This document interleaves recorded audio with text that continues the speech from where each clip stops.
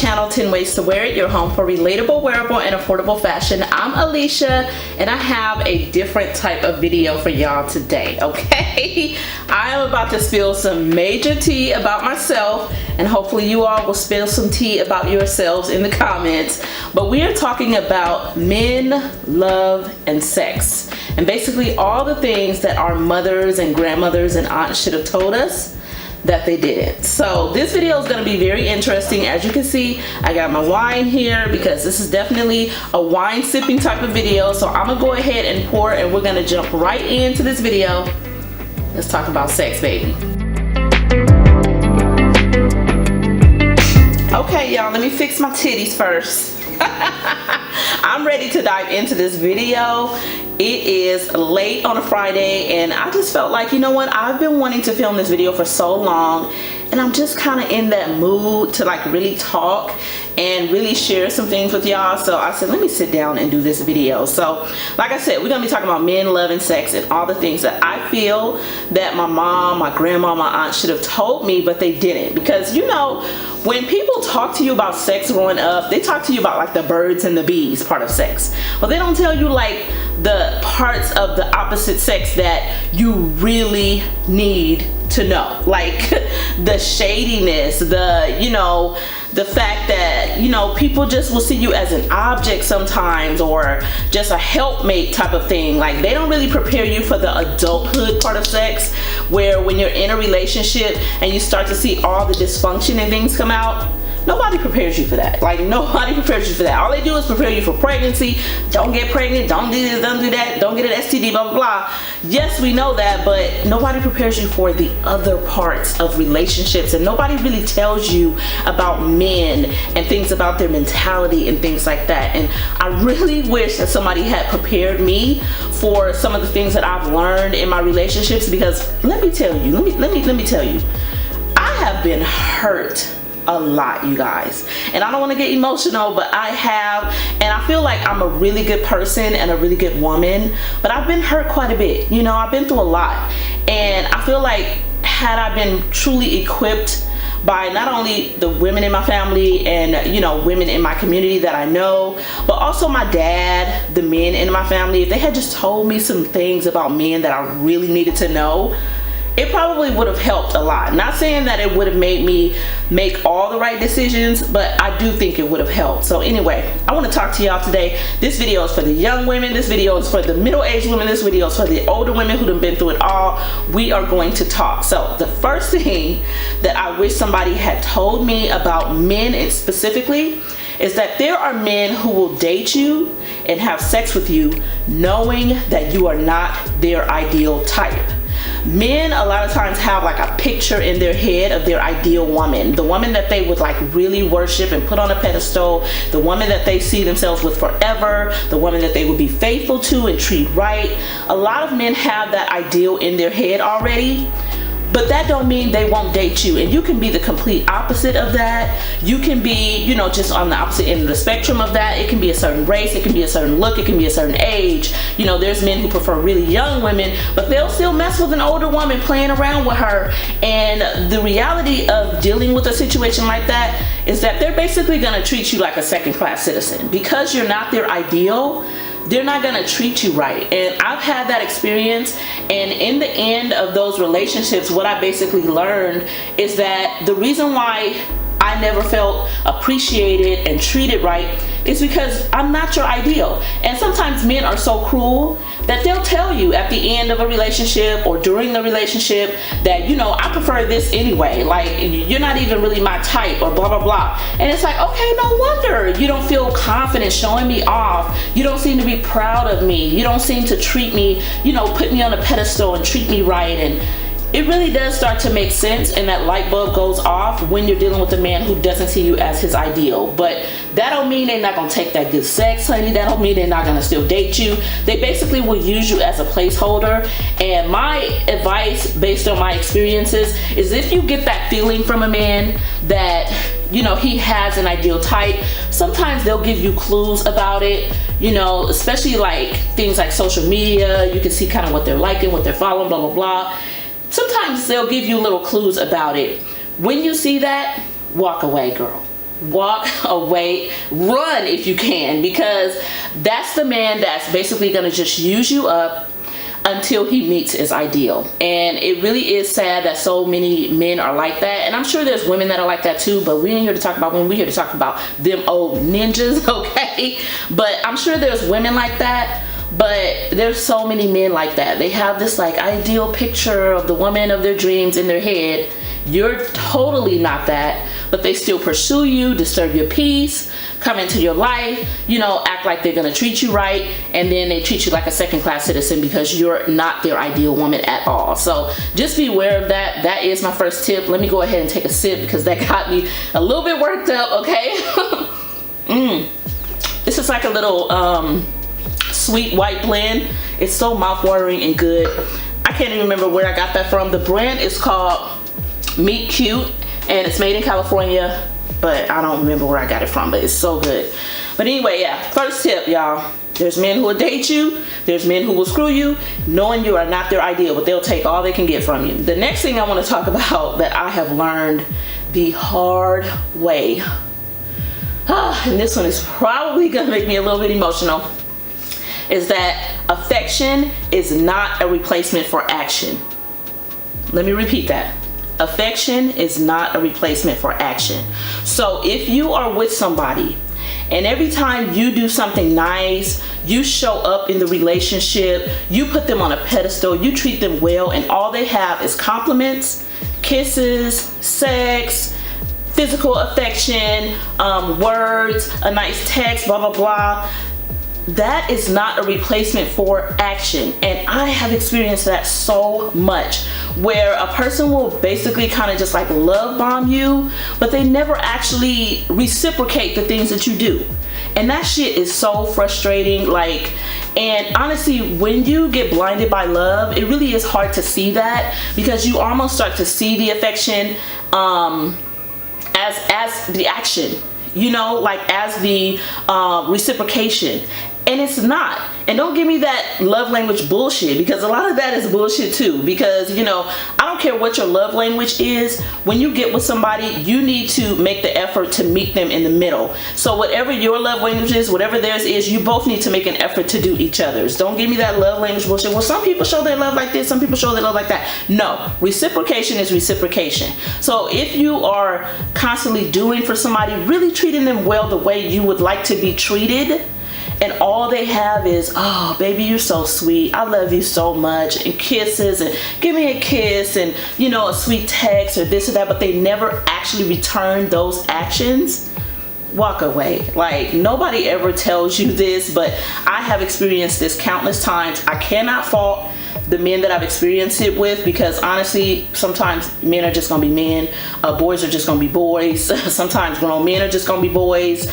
It can crisscross, you feel me? But, you know, I definitely saw signs where I wasn't getting back what I was giving in the relationship. I was doing a lot more, and I never was seeing what I was doing reciprocated. All I saw was like love bombing, you know, and it would make me feel so high and so good that I would kind of just accept that. And, you know, it's not the same. So never ever think of, you know, that type of thing, just showing appreciation and showing affection as actual action, because it's not, and nobody ever tells you that. The next thing that I want to talk about is that what you do in the beginning of a relationship is going to affect how the relationship goes. And this is another hard lesson that I have learned, because I am such a generous, loving, kind person. You know, when I meet somebody, I really want them to feel special, because if you're with me, you are special, in my opinion, because I think of myself, I do think highly of myself, honestly. I think everybody should. And not saying I think I'm just this big prize, but I think I'm a good woman. I think I have my shit together, and I feel like if you're with me, you know, then you are kind of blessed, you know. But there's been situations where I treat a person really, really special in the beginning, and I really never start seeing that in the relationship coming back towards me. And this kind of relates to what I just talked about with affection not being the same as action. In the beginning, I really can tend to just pay a little bit too much attention and be a little bit too kind, too giving, too accommodating. And what it's important for you to know is that these guys, they're not gonna say, oh no, you're doing too much, you don't have to do that, let me do this. They're going to take it. They're gonna take all that shit. They're gonna absorb it, okay? And it's gonna dictate how the relationship is going to go. So if you're bearing most of the weight in the relationship, you're planning all the dates, you're planning all the trips, you're booking them, you're paying more all the time. Every time you pay more, you pay more. It's never split 50-50, he never pays more, it's always on you. Or if you're always the one to suggest things, he never comes up with things. Or if you're doing most of the communicating, calling, texting, and he just sort of responds, then you are dictating how the relationship is going to go. And if you think for 1 second that shit is going to change later on, or that you can go back and change it later on, you're wrong. You are setting yourself up to be used, or if not used, just in a situation where the scales are really tipped, meaning you're carrying the most of the weight of the relationship because you set it up like that. And you can't play victim when you do that. And this is something that I've learned through like going through therapy, talking to friends and things like that. You can't play the victim all the time when you make bad decisions, or when you just overlook a lot of things, or when you just go way overboard. And then it's like, well, he never did this for me, he never did that for me. I was her, and I've learned you're not a victim, you did that. And so I'm gonna tell you guys, please be careful of how you start these relationships. I know a lot of you women out there are super kind-hearted, sweet, generous, giving, and unfortunately these days you just can't do all of that and be all of that in the beginning. It's almost like you do have to play the game, and I hate the idea of playing games personally. It's such an annoyance to me to think that I have to play games when dating, but the reality is if you don't play the game with some of these guys and kind of just pull back, hold back, then they're just gonna take and take and take, and you're gonna find yourself, you know, basically empty. You know, these guys are never gonna say that's enough, you're doing too much. Maybe you might meet the rare man who really goes overboard as well in the beginning, but I haven't found that yet. I'm hoping that one day I will meet a man that will match my generosity, my level of attention, my level of giving, and all of that, because I do want that. You know, I'm a woman. I want that. I'm not gonna lie. I'm not a gold digger. I'm gonna give you just as much as you give me, but I do want that. You know, somebody who really, really matches my energy and matches my generosity and my heart. So I'm not gonna pretend that I don't, but at the same time, I am so woke now to how I behave in the beginning when I start dating somebody, when I meet somebody. You know, if they cancel plans last minute, or if they, you know, make plans last minute, I'm just not as accommodating as I used to be. I'm really a little bit more careful. And so that's what I would encourage you guys, because you set things up in the beginning and then you hope that they'll change, and they never do, trust me. So yeah, be careful of that, ladies, because that's been something I've dealt with quite a bit. The next thing that I want to talk about, and all of these things kind of relate to one another, so they are a little bit connected, but you know, that's kind of the way relationships work. Everything is kind of connected. But there are a lot of men out there who will take your kindness, your good sex, your good deeds, and all that you have to offer with no intention of ever returning it. And that is the definition of a user. A user is not someone who does give and take. A user is someone who takes and takes and takes with no intention of ever giving it back. And there's a lot of men like that who are just like trash cans. Like, they just want you to put stuff in and never take it out. Like, they're basically trash. And you have to really be careful of men like that. And this sort of relates to the last thing that I talked about, because, you know, it's kind of like setting yourself up in the beginning. Just be leery of that. There are men who will take all you have to offer, honey. They'll let you be sexing them good. They'll let you be doing all these good deeds for them, like really showing up for what they need, really paying attention to what's missing in their life, you know, and showing up for what they really need. And they have no intention of ever doing it back for you. And so it really is a one-way relationship. And if you heard the Marvin Gaye song, I Want You, that's what comes to mind for me. You know, when he sings about this one-way love, it's just a vacancy. That is the truth, because it leaves you feeling so empty. And you guys might want to go play that song right now. That song is divine. This one-way love is just a vacancy. It's the bomb. Anyway, I'm not gonna sing to y'all because I hurt y'all ears singing, but I love to sing. I'm so weird like that. But yeah, that is something that I've encountered quite a bit as well. Men who just, you know, they take and they show verbal appreciation and maybe even physical appreciation, but they really have no intention of ever giving back what you're giving them. They really have no intention of ever treating you right. They have no intention of ever reciprocating. They have no intention of ever acknowledging and appreciating your value as a woman. The only intention they have is to continue to take for as long as they can. So be careful with that. It's connected to the last thing and the thing before that. Be careful with that because it's some takers out there, y'all. For real, for real. It's a lot of takers, okay? Okay, y'all. Had to take a sip on this next one because we're about to talk about sex now, okay? We about to talk about that thing, okay? That thing, that thing, that thing. Sorry, y'all.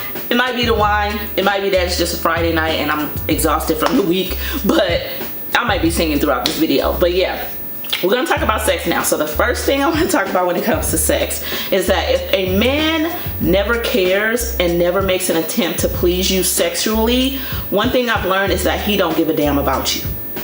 If a man just get on top of you and pump and pump and pump and pump and pump until he come and never takes the time to make sure you're enjoying yourself, make sure that you get pleased sometimes. And I'm not saying he's gonna do that every time, but at least sometimes, most of the time, make sure that you're enjoying yourself. You know, maybe even make sure that you get pleased before him. And sorry about the noise outside, y'all. It's always something going on when I sit down to film, always. But I refuse to change my schedule.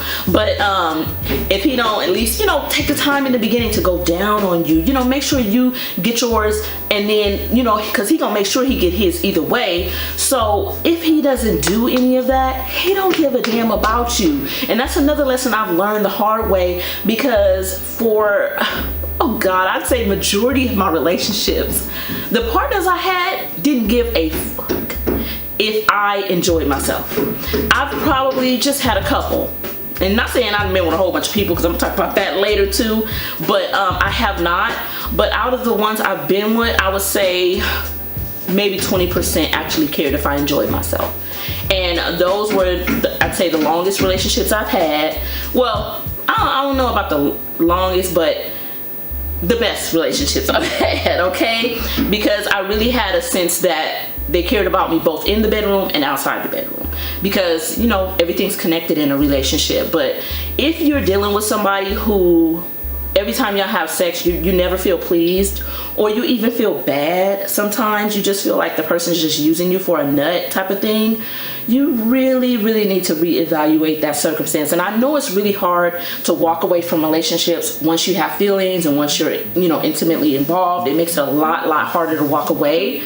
But we're gonna talk about that. You gotta get good at walking away though. You gotta get better at walking away. I've gotten so much better at walking away when the situation is not for me. I don't care how I feel about you.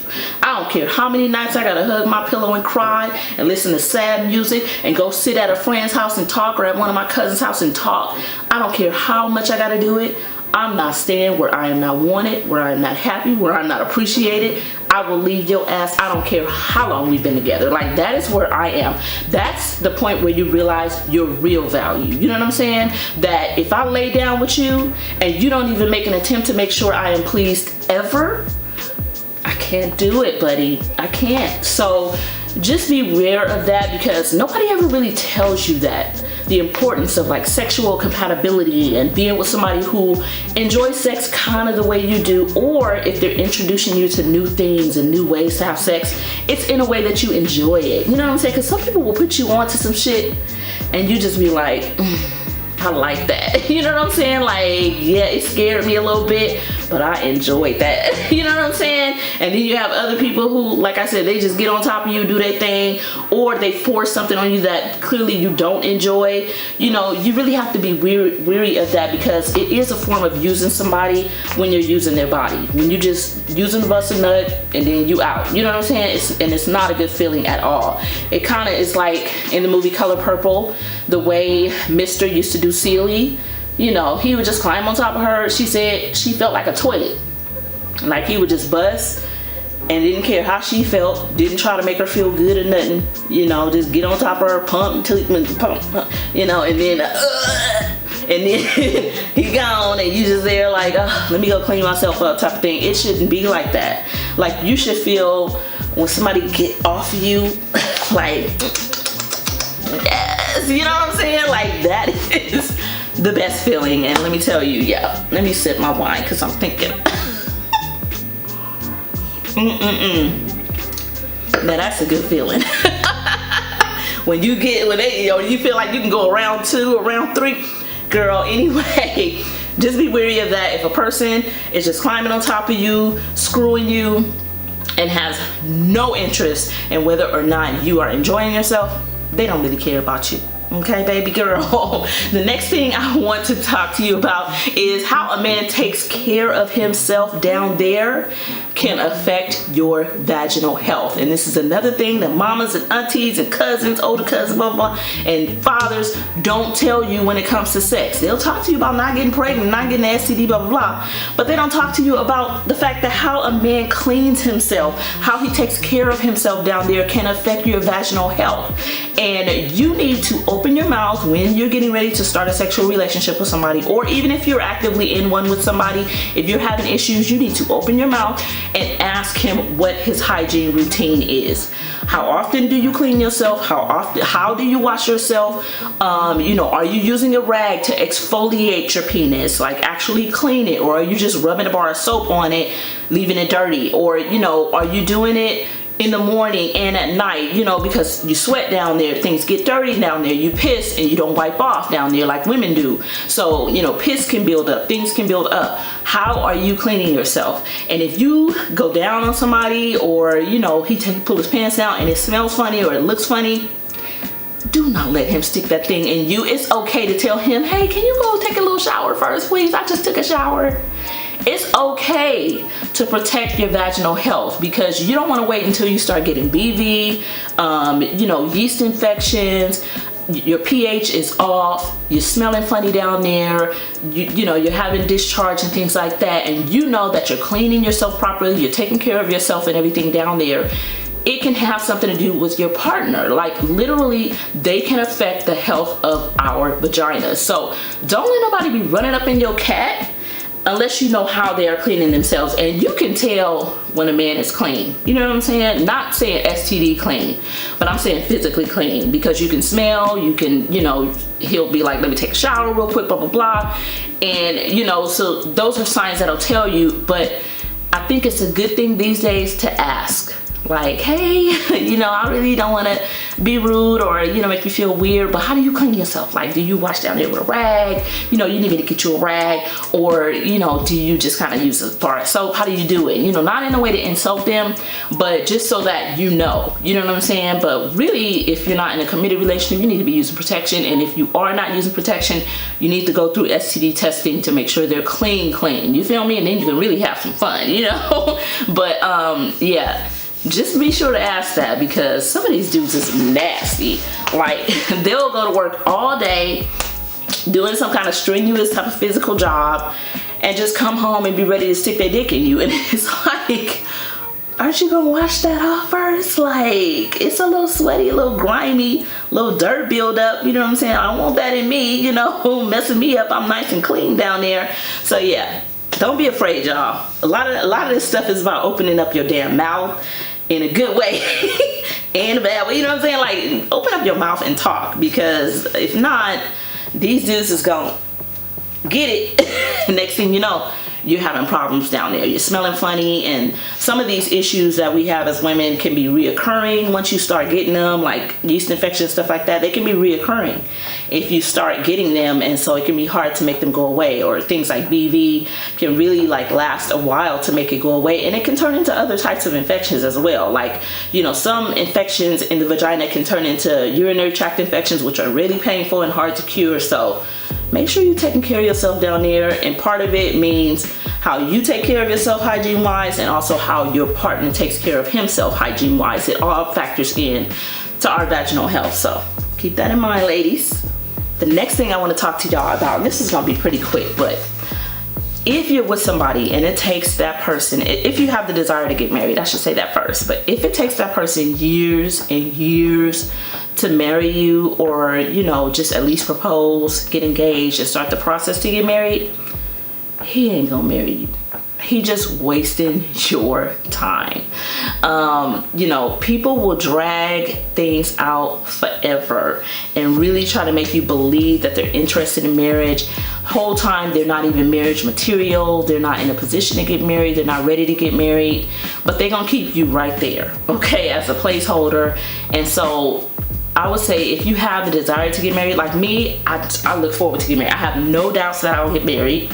None whatsoever. I've never had a doubt that I'll get married. I know I will. And so I do have the desire to get married. So I will no longer be waiting years and years for anybody. And the other thing is, I'm not gonna pressure you either. You see what I'm saying? Like, I may talk to you about it a couple of times, but I'm not gonna beg you. I'm not gonna give you an ultimatum. I'm just gonna watch you after I talk to you about it a couple of times. And then if I don't see things moving in that direction, then I'm gonna bounce. Like, that's just me. Because I'm not into, you know, babysitting a grown man or pressuring a man to marry me or anything, because that's when they kind of become spiteful towards you.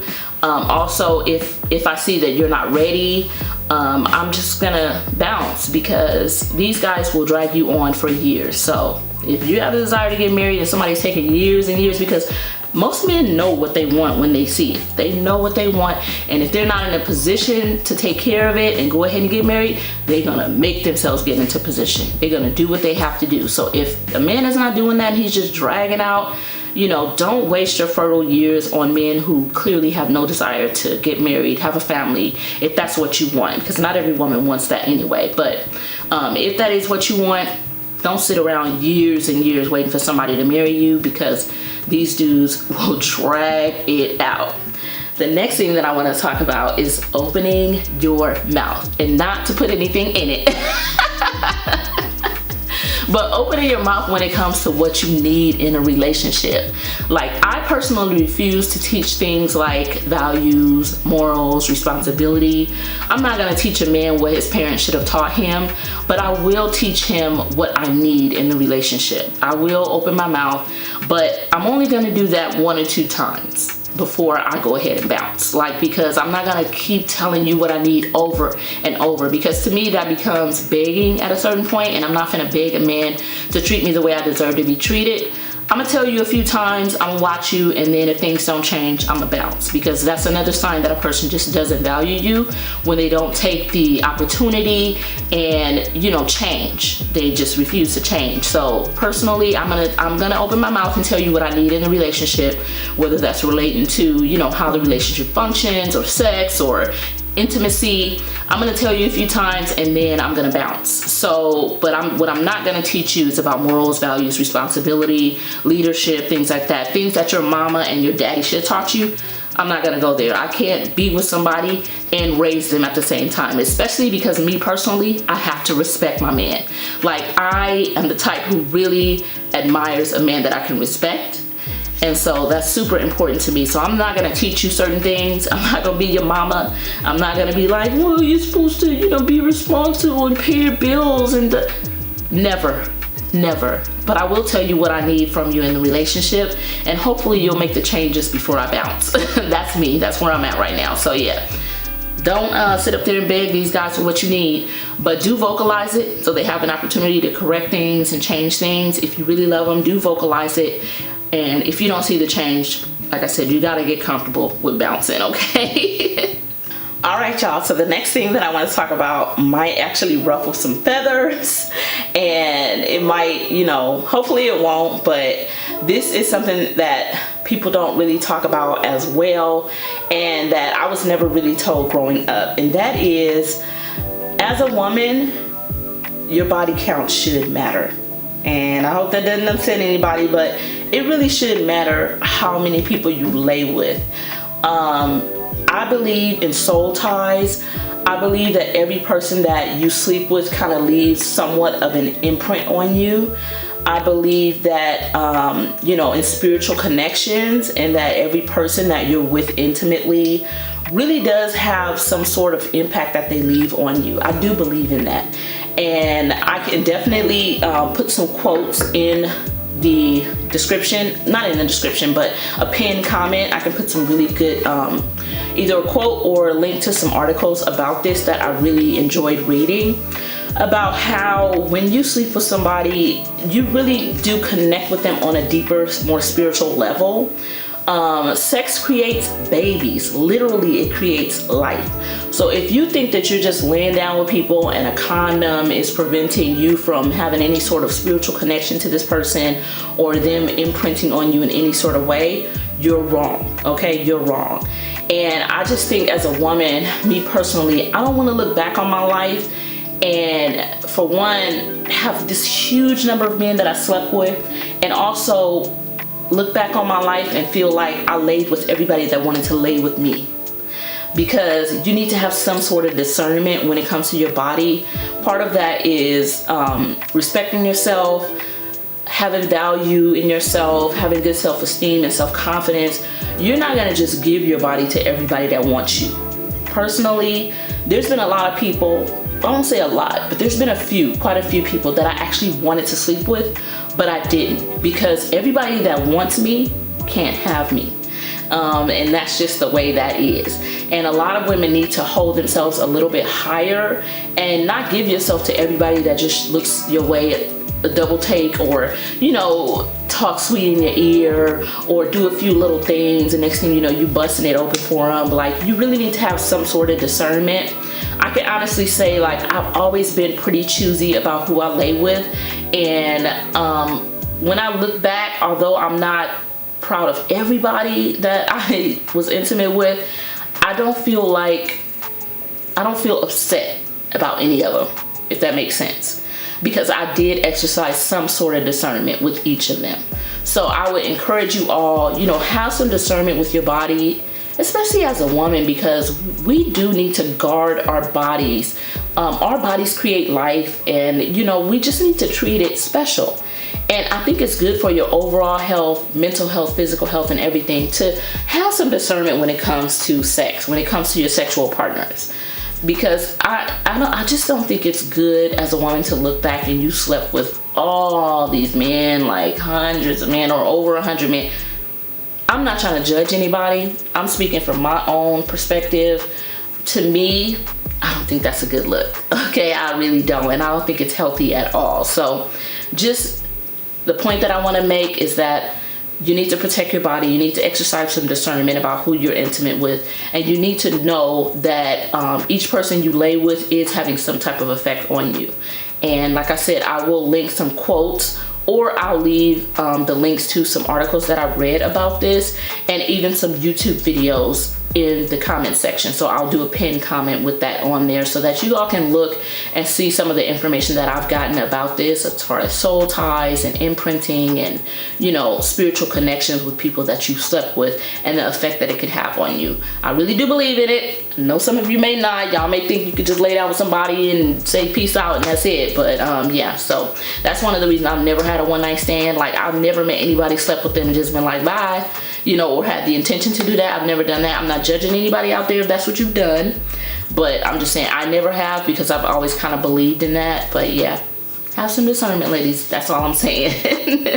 The next thing that I want to talk about, and this is going to be the final topic, and then I just have some other advice that I want to give, is that men should not be the center of everything you do. You should be the center of everything you do. Now, we all know that one woman, whether it's a friend, a cousin, a co-worker, you know, a family member, whatever, that men is the center of everything they do. They're the center of what they wear, where they want to go, what's fun and what's not fun to them. They're the center of every conversation that they have. They can never just sit around and talk about cooking or, you know, their kids. It's always got to be about men, men, men, because men are the center of everything. If you go out with this person, they're not having a good time unless the men are admiring them. They dress for male attention. They talk for male attention. They play dumb for male attention. Like, everything they do is for men. And honestly, I just don't think that's a good look at all. I think it shows low self-esteem, low value, and it really makes you low-hanging fruit when all you think about it, everything you do is about men. Because let me tell you, these ninjas ain't thinking about us like that. Okay? If you think a female is the center of everything these men do, baby, you wrong, okay? Loud and wrong. Because I just think sometimes to men, women be the last thing on their mind. They be too busy trying to please their homeboys and stuff. You know what I'm saying? We all know that is what's going on these days. So if a woman is just out there making men the center of her whole world, like male attention, it's all about male attention, it's not a good thing. You should be the center of your world. How you take care of yourself, how you live your life, your lifestyle, you know, building your empire so that when you meet your forever partner, you've already got everything established that you need and y'all come together and it's like magic. Like that should be the center of who you are, not just men. You know, everything you think about is men. Oh, let me put on this outfit so people can look at me and blah, blah, blah. I can't live like that. Maybe some of y'all can, but I really don't think it's a good thing. So that was my last tip or thing that I wish somebody had told me. Is just don't make men the center of everything. You need to be the center, okay? Now I want to give y'all just some pro tips, okay, just from based on my experience.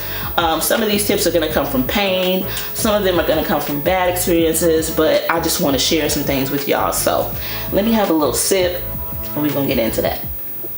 Okay, so the last couple of things I wanted to talk to you all about don't really relate to like things I wish somebody had told me, but just things that I've noticed in recent years and things like that, and just through my own interpersonal growth and, you know, relationship growth that I've noticed. And one thing is like this whole red pill movement, or this movement to like divide men and women.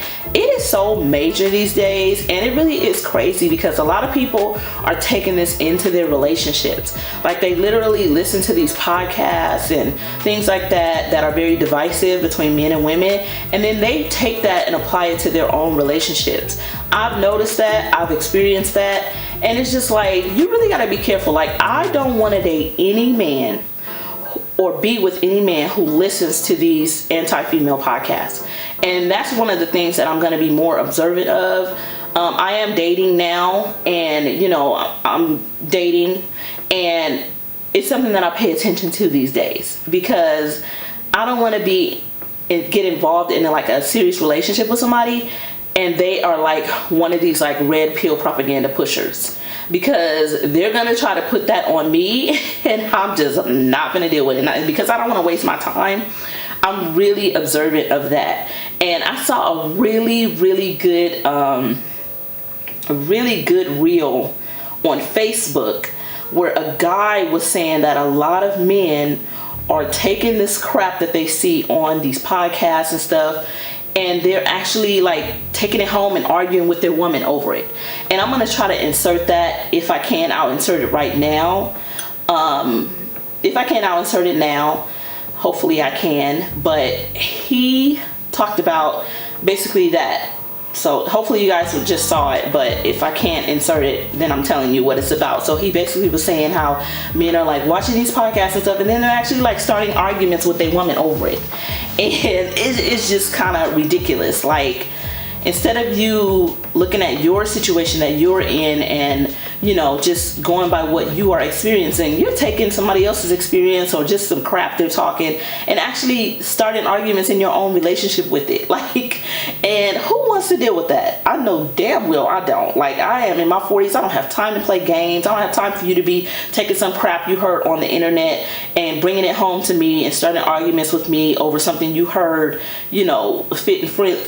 What are they called? I can't remember their names. I don't even want to say their names just because of the bad energy. But like Frickin' Frack brings up on their podcast or whatever, where they're so anti-female. They're specifically very anti-black female. And so things like that. And then the person is like bringing that up to you, like trying to start an argument or trying to position you with that information. It's just like, no, buddy, you're a child. I don't need it, because I don't listen to any anti-male podcasts. I don't follow any anti-male channels really. Like, you know, of course I listen to channels that are real, you know, I listen to crime channels and things like that, but as far as like something that would make me like dislike men, like really dislike me, I don't. And so I don't want to deal with nobody who does. So that's one thing that I've noticed a lot of people are doing, and I think a lot of us need to be really observant of, is this whole red pill movement. Another thing is men who want you to behave like a girl, like a wife as their girlfriend, but they don't want to behave like a husband. That's something that a lot of us are experiencing as well. You meet men and they really want you to perform as a wife, even though you're their girlfriend. Which, okay, you want me to act like I'm your wife and I'm just your girlfriend, but you don't want to act like you're my husband and you're my boyfriend. And we all know that, you know, husband behavior is different than boyfriend behavior. The same way wife behavior is different than girlfriend behavior. But a lot of men, they want that full deluxe package from the woman that they're with, but they don't want to give none of that. And some of that means doing a little bit more financially, giving a little bit more, being very protective, you know, keeping her informed of your whereabouts and what's going on. But instead, they want that from you. They want you to give more. They want you to, you know, keep him informed of all your whereabouts and this and that. But they don't want to do the same thing. Like, I've encountered that, and I would say be leery of that, because I see that going on a lot. And, you know, I see like quotes and things like that where men are talking about women behaving like wives, but they don't want to behave like husbands. And so, yeah, it's just trippy how people get this mentality. You really expect me to do everything for you that a wife would do, while you don't do anything for me that a husband would do. Yeah, right, buddy. You can go ahead with that and find somebody else. Find somebody else to do it. The last thing is men who want submission and a female provider, protector, and leader and planner at the same time. I don't understand that. So it's like, you want me to be this docile, submissive, cooperative woman, but at the same time, you also want me to be the planner in the relationship, the provider in the relationship, the leader in the relationship, the, you know, basically just take the lead in the relationship, but you also want me to be the submissive in the relationship. How does that work? I don't understand that. I don't understand. It seems so contradictory. Because how can I be the submissive when I'm still having to do everything? You're literally waiting for me to make our lives happen, but you want me to be the submissive also. Like, you're waiting for me to make the moves, make the plans, you know, where we're gonna live, what we're gonna do, how our lives are gonna look. You want me to come up with all that, but at the same time, you want me to put my head down and be submissive. Never challenge you. Just go along with anything you say.